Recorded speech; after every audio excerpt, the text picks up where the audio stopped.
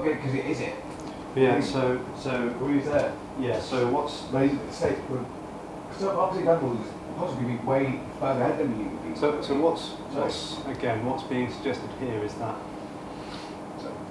everything is moksha, everything is liberation, everything is completely all-encompassing, whole and boundless, because non-duality is everything, and it's me that tries to achieve that, turns it into a goal, turns it into an object that it can achieve through its effort and its practices, and ridding itself of the accumulation of karma and samskaras, and that's the story of me in its separate existence, trying to find that wholeness again. And when it drops away, it's revealed that liberation is all there is, and that's all there ever has been, and the me doesn't know that, because itself is this contracted thing.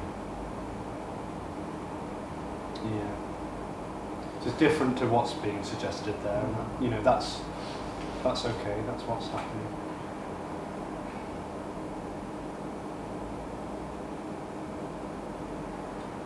It seems like sometimes the me needs to go through all of these various traditions and paths and practices, the austerities and the accumulation, and then the ridding, the accumulation and then the unaccumulating, It seems like it needs to go through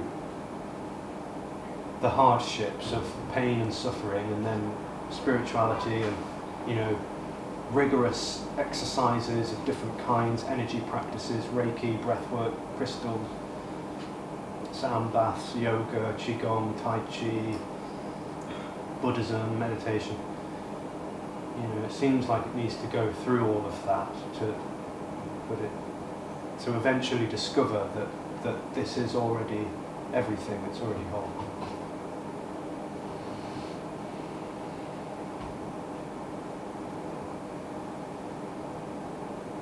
You need some sort of teaching or knowledge. There are, not all the time though, there are some rare souls which have direct realization that this is nothing, this is not me. Yeah, there is a greater thing out there which is unexplainable, undescribable. You can't grasp it. But for the rest of us, unfortunately, there needs to be some sort of jnana, knowledge given by someone.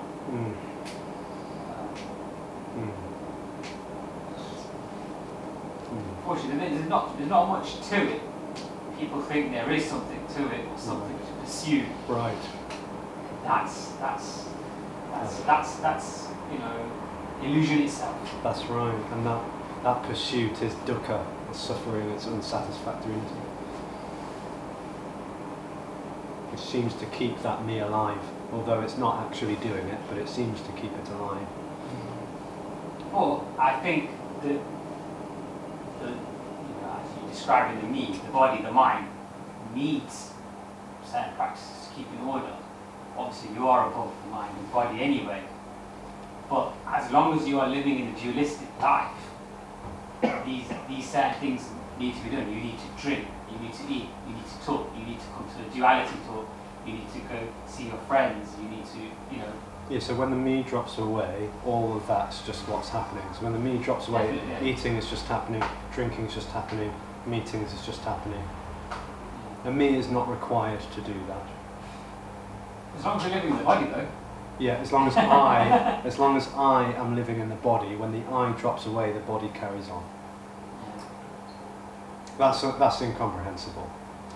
That's the death of the me, and the body continues as it was, because it continues because it's already running the show, apparent, like running the show of its own functioning. I mean, you think about the billions of things that are already going on automatically within the body, the digestive system, the lungs, the heart, the nails growing, hair growing, replenishment of the cells. It's like the I is so incredibly obsessed with its own existence. It really believes that it has control. It doesn't have control. Everything is already happening by itself. But the me, takes control, and then it, perpetuates its selfhood, that's the dukkha. When that falls away, everything is just what it is. Seeing is still happening, hearing, eating food, shower, but it's no longer dualistic because it's just what it is. It's just what it is. It's just appearances, but no one is seeing it. No one is it's not appearing to anyone. It's just what's happening.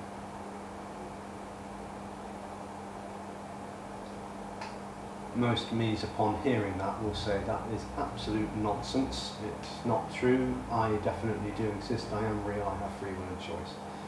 And then run away from this message as far and fast as they can because it's terrifying. It's this message is death. It's death. It's kind of freeing. Well, maybe that's also a thing to be doing. But it is. Would suggest you're right. It is liberation. It's liberating. Yeah. But you won't be there when it apparently happens. It's what's deeply, deeply longed for. Longed for? Longed for, yeah. But the me doesn't know that.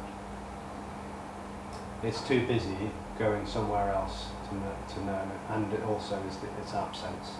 It's longing for its absence, but it doesn't know any better.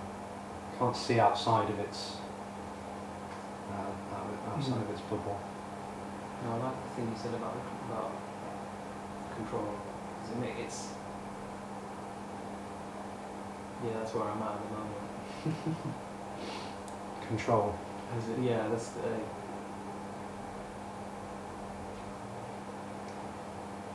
It's what was the word you used? Futile. It's exhausting. It's absolutely exhausting. Mentally, physically, emotionally, spiritually. It's just like this thing I can do consistently. Just so. Is there an act? This is one thing I've been trying to do is just be like, let go, let go, let go. Yeah, even that would be something you're doing. So it's almost just like It's just this, isn't it? It's just this, yeah.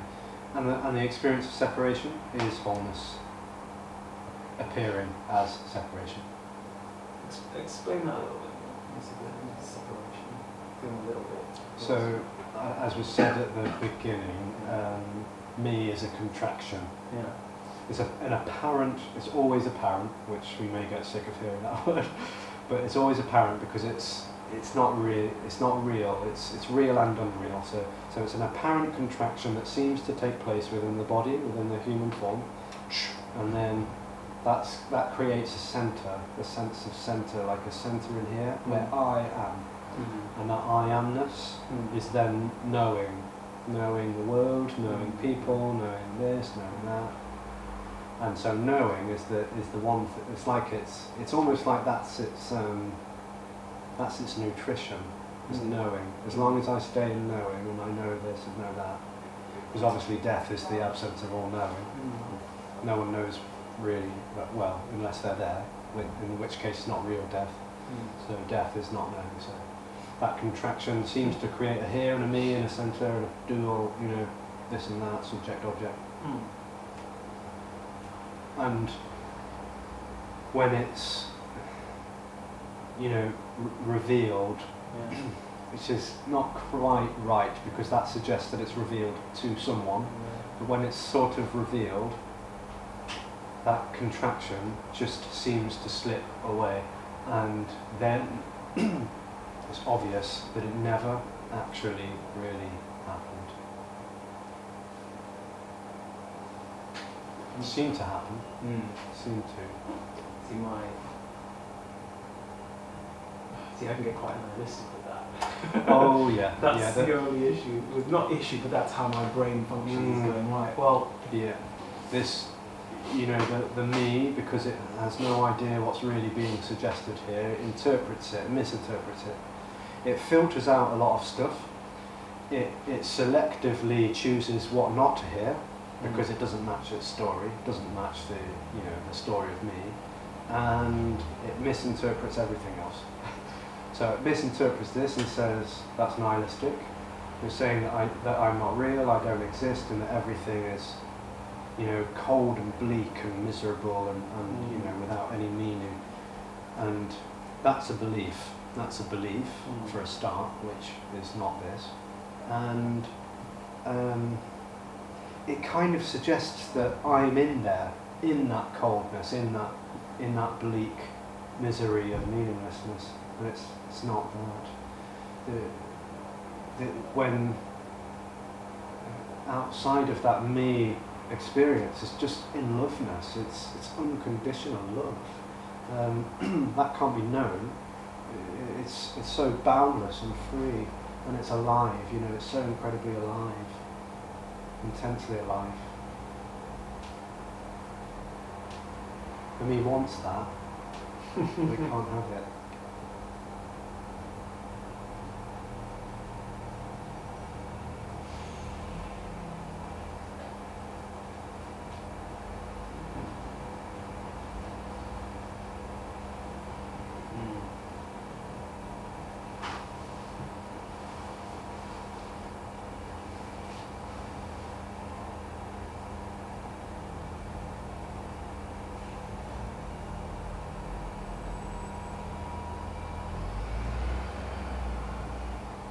So when the me comes to a meeting like this, in its story of choice and free will, it comes here, usually, not to this meeting, but to a meeting like this, a meeting of non-duality, which it comes here to get something. It comes here to know, to get some piece of information, so it can feed it, so it can feed its existence knowing. Maybe it comes here to relax a bit, to experience something better. And then, quite radically, it's told that this meeting is actually pointless for the me. For the me, there's nothing on offer. That's why it's not a teaching, because it's saying that this is already it. This is already it. This is liberation. So you find it pointless? It's pointless for the me, yeah. It's pointless for the me, because the me doesn't get anything out of this. That's from your perspective, or your perspective, really.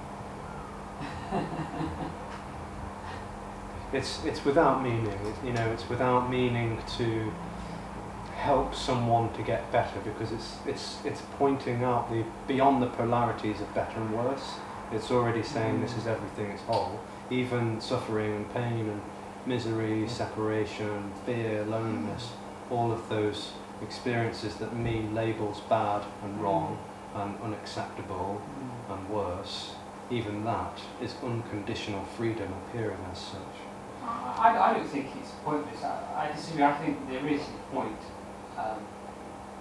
But it's a response. It's it's definitely not needed, because ultimately it's beyond that. I agree with that part, but it is needed. There is knowledge needed. There is talks needed. There's nothing wrong with that. No, there's nothing wrong or right with it. It's just what it is. Yeah.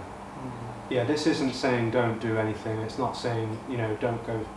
It doesn't. It's not prescribing anything. It's saying that happens, and that perhaps will continue to happen. There's nothing right or wrong with that, but that's what it is. This meeting is. It's said that it's pointless for the individual, because the individual isn't really getting anything out of this. But sometimes.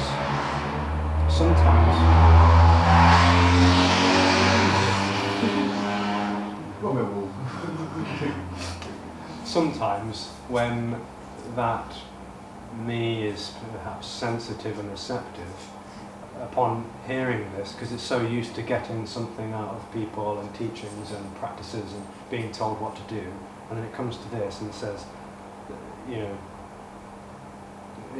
this doesn't say any of that, because it's not being told what to do, and this is already whole, that there can be this sort of falling away and this relaxation, this contracted nature of separation and selfhood can very mysteriously and energetically dissolve, apparently. That's your opinion of philosophy. It's not an opinion and it's not philosophy. But that is because it's not proven. You know, it's not. It can't be proved. No. It's not sort of proven kind of thing. Like, No. you know, Definitely not to I the forgot right. your name. Sam. Sam. Yeah. Sam said that. You know, if you do this, you do that. This is great. Or he said there's something else is great. I said, and you're saying that. They're just different ideas and concepts. You know. So the suggestion is that that me, in its story, will hear this message, filter out a lot of stuff, and misinterpret what's being said. And one of the misinterpretations is that this is an imparting of knowledge, and that I can get to know what this is about. This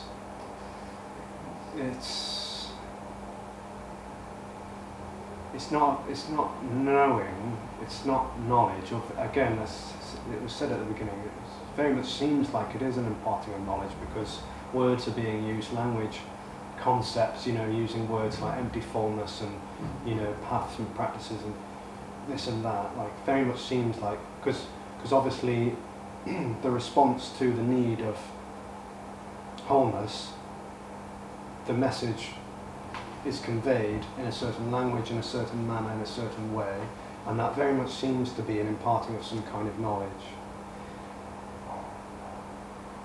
But there's no one in here, and because there's no one in here, there's no real knowing. This body has heard this message, expounded upon by other apparent not me's. And so it's wording it in a certain way, and therefore it will seem like, a teaching or a message of some kind. A message towards, how this is how freedom works. But there's no other way to put it, it just isn't. It will always seem like that. It will always seem like that to the me, because the me is so used to knowing. All it knows is knowing. It doesn't know not knowing. It thinks it does. It thinks it's this black, empty void of nothingness, where it's dark and creepy and scary and, What was the thing you said about, conditional, unconditional? freedom or love or... You kind of said, yeah, I think it was unconditional love and freedom.